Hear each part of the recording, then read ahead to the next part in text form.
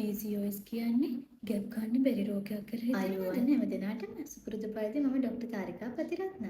PCOS නිසා pregnant වෙන්න බැහැ කියලාද හිතන් ඉන්නේ?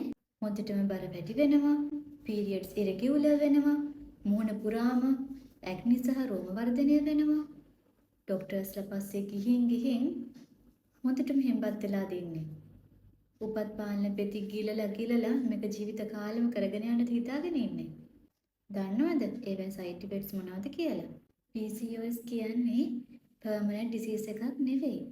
මේක හෝමෝන ඉම්බැලන්ස් එකක් නිසා ඇතිවෙන තත්ත්වයක්. ආයුර්වේද වෛද්‍ය විද්‍යානුකූලව PCOS වලට හෝමෝන ඉම්බැලන්ස් එක නැවත බැලන්ස් කරලා ඕවුලේෂන් සයිකල් එක නැවත නෝමල් කරලා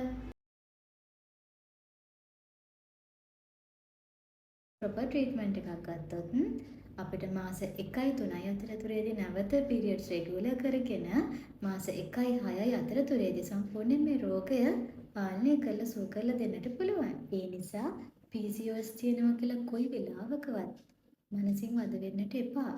හරි ට්‍රීට්මන්ට් එක හරි වෙලාවට ගන්න විතරයි තියෙන්නේ. ඔයාගේ මේ ලක්ෂණ තියෙන යාළුවටත් ෂෙයා කරන්න අමතක කරන්න එපා. ඒත් සමග සුබ දවසක්.